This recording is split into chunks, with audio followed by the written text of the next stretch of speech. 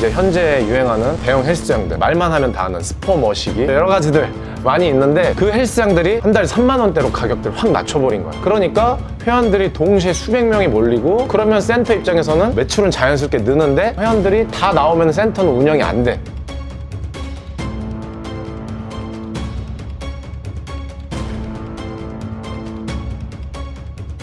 헬스 트레이너 하면은 뭐가 떠올라? 몸 좋고 돈 많이 벌고? 아니요, 저는 그런 것보다 부담스럽다? 부담스럽다? 뭐가 부담스러워? 괜히 눈 마주치면 PT 해야 될 것 같고, 괜히 눈 마주치면은 계속 인사해야 될 것 같고. 이게 회원들 입장에서 또 그럴 수 있겠네. 그래서 웬만하면 땅 보고 다녀요, 저는. 아, 진짜?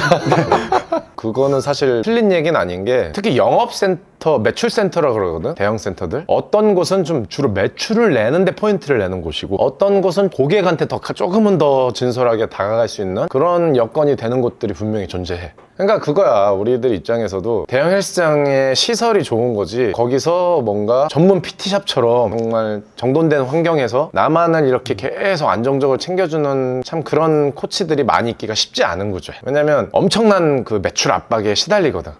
그렇게 되면은 정작 잘 지도하는 사람보다 영업을 잘 내는 사람이 살아남는 구조가 되는 거야. 대형 센터는 더 그런 확률이 높긴 해. 그러니까 내가 매니저일 때도 트레이너들한테 거의 항상 했던 얘기들인데, 이건 좀 내 입으로 참 말하기 민망할 정도인데, 건강한 남자 회원들은 사실 손님이 아니야. 자기가 운동을 할 줄 아는 손님들은 PT를 잘 안 하거든. 그럼 트레이너 입장에서는 자기의 PT 손님이 될 수는 없는 거야. 그러니까 그분들한테 뭔가 크게 알려준다거나 이런 개념은 좀 사실 힘들어지지. 아무래도 그 트레이너들도 먹고 살아야 되니까 PT 할 사람들한테 더 신경을 쓰지 않겠어? 다니는 헬스장 한 달에 얼마야? 저는 한 달에 3만 원. 3만 원. 야, 이게 요새 목욕탕도 그렇게 안 받아. 목욕탕도 회당 10,000원이거든? 근데 헬스장 샤워 가능하고 심지어 사우나 가능한 데들도 있어. 근데 3만 원? 이건 사실상 전기비도 안 나온 수준이거든? 근데 그게 바로 헬스장의 구조와 트레이너들의 영업과 결합이 돼 있는 거야. 이제 현재 유행하는 대형 헬스장들, 말만 하면 다 아는 스포머시기 여러 가지들 많이 있는데, 그 헬스장들이 한 달에 3만 원대로 가격들을 확 낮춰버린 거야. 그러니까 회원들이 동시에 수백 명이 몰리고, 그러면 센터 입장에서는 매출은 자연스럽게 느는데 회원들이 다 나오면 센터는 운영이 안 돼. 그 사람들 관리도 어차피 안 될 뿐더러 그 프로그램으로 그 가격으로 따라한 추후의 후발 센터들 입장에서는 그걸로는 운영이 안 되는 거야. 운영이 안 되다 보니까 당연하게도 트레이너들한테 PT를 강하게 권유할 수밖에 없고, 고용 구조상에도 문제가 있는 거지. 나는 트레이너 생활 참 오래 했지만, 내가 운영자 입장에서도 그렇고, 요새처럼 이 헬스장 단가에서는 사실상 트레이너들이 영업을 안 하고는 쉽지 않은 구조다. 근데 신기한 게 헬스장 시설들은 더 좋아지지 않았어? 우리 때는 진짜 호텔 헬스장에만 있어야 되는 몇 천만 원짜리 머신들이 갖다 놓는단 말이야. 근데 생각해봐, 하나에 막 2천만 원짜리 머신이야. 근데 그거 한 달에 3만 원짜리 회원 받아서 그거 메꾸려면 머신 한 3, 40대만 있다고 쳐도 그거 몇 년 해도 절대 못 갚어. 근데 고객 입장에서는 싼 게 일단 중요하잖아. 6만 원짜리 헬스장하고 3만 원짜리 헬스장 큰 차이가 없으면 3만 원짜리 헬스장 가지. 나도 소비자면 마찬가지야. 근데 그럼 헬스장 운영자인 측에서는 수익을 낼 게 없으니까 당연히 PT를 갖다가 적극적으로 밀어붙일 수밖에 없는 거지. 이런 거 물어봐도 되나? 뭐 떨리는데. 관장님이 PT 하나 따왔을 때 수익 분배는 얼마 정도로 하셨는지. 이게 참, 보통 헬스 트레이너들은 요새 기준으로는 거의 다 50% 전후라고 보면 돼. 그러니까 그렇게 생각하면 돼. PT가 수요가 적고, 그리고 PT 단가가 좀 떨어지는 데들은 인센티브가 높고, 반면에 PT가 단가가 높고 PT 수요가 많은 곳들은 PT 인센티브가 떨어져. 근데 보통 우리가 한 50% 정도 보는 거지. 근데 50%가 이게 참, 나도 내가 트레이너 할 때 느낀 건데, 왜 이렇게 너무 많이 갖고 가지? 그래서 나는 내가 내 실력에 자신 있었기 때문에 1%라도 더 많이 주는 업장을 찾아다닌 적이 많았어. 결국에는 자기 시간을 팔아서 돈을 버는 거라서 버는 구조가 정해져 있어. 왜냐면 24시간 PT를 할 수는 없잖아. 그러니까 그 시간 안에 돈을 버는 건데, 그럼 조금이라도 퍼센테이지가 높은 데가 더 좋겠지. 센터에 트레이너분이 한 명만 있는 건 아니잖아요. 뭐 잘생기고 몸 좋고 하신 분이 다 PT를 몰아서 가져가면은 약간 시기 질투를 좀 하셨나요? 웃기다. 대형센터 트레이너들 휴게실 가면 매출이 따다다다다 이렇게 다 적혀있어, 비교가.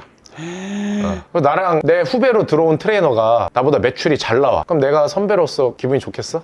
그러니까 미친 듯이 그냥 영업을 하는 거야. 그러다 보니까 당연히 남들 쉴 때 못 쉬어.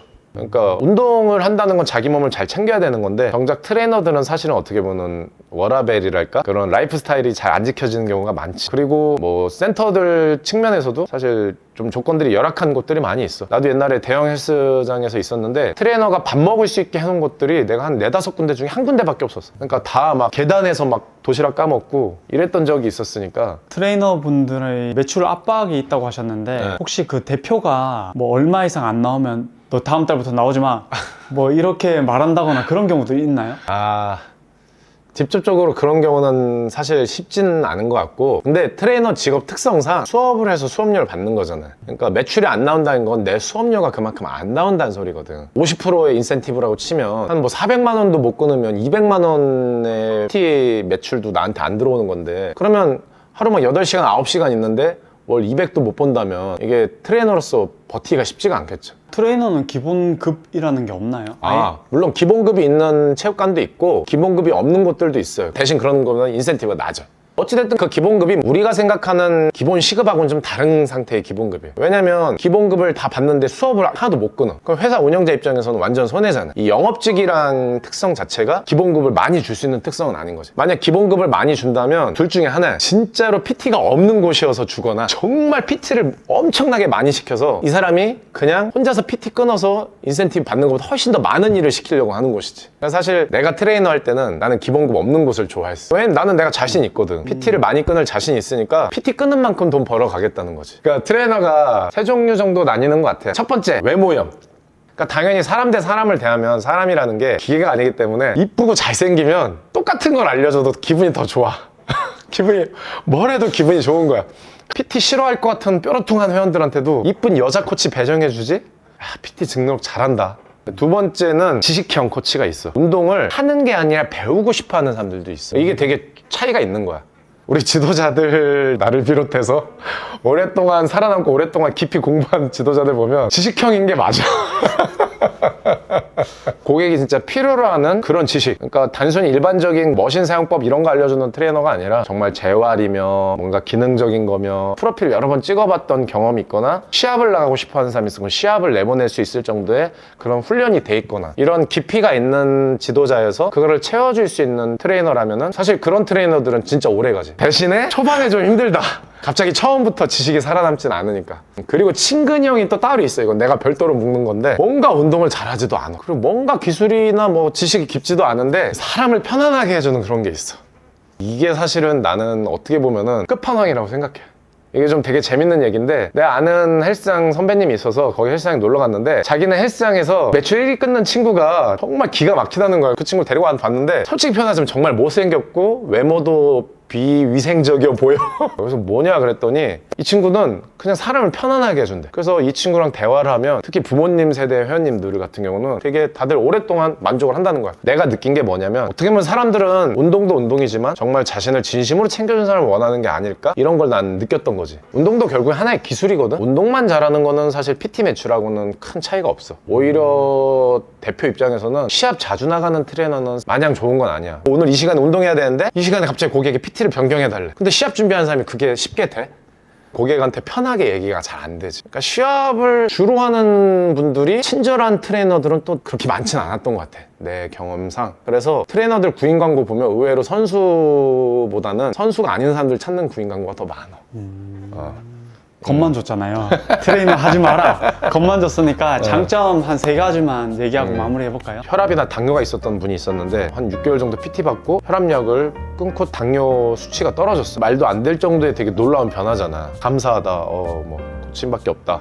이런 얘기 할 때 정말 엄청 큰 희열을 느끼죠. 누군가를 변화시켰을 때의 희열, 그게 가장 큰 것 같아. 두 번째는 뭐예요? 몸과 정신이 성장되는 직업이라고 생각을 해요. 그러니까 내가 무너져 있는데 남을 이끌고 지도해 줄 수는 없거든. 단순히 숫자 세는 트레이너가 아니라 진짜 변화를 만들어 주려면 자기 스스로가 몸을 정비를 해야 되고 자기 스스로 정신이 건강해야 돼. 이 사람을 그렇게 변화시키려면 자기가 그렇게 바뀌어야 되는 게 우선이거든. 내가 성장하고 발전될 트레이너라면 반드시 몸과 정신의 성장을 느낄 수 있는 직업이에요. 마지막으로 이거는 직원분들한테도 얘기하는 건데 모든 거를 다 배울 수 있는 직업이에요.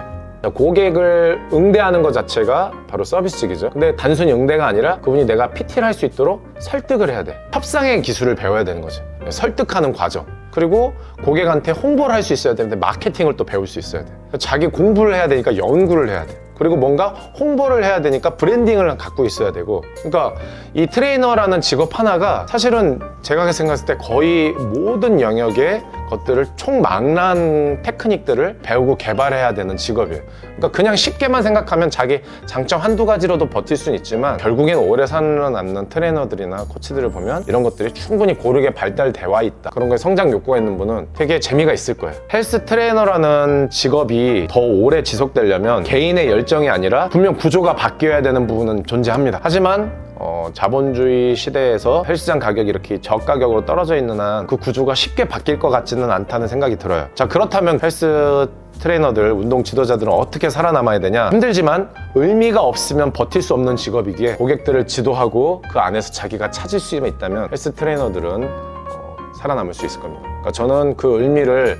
자신이 만들어 가야 되는 직업이 바로 헬스 트레이너라고 생각합니다. 우리 운동 후배분들도 그런 의미를 자신이 만들어서 고객분들에게 전달을 해줬으면 좋겠어요.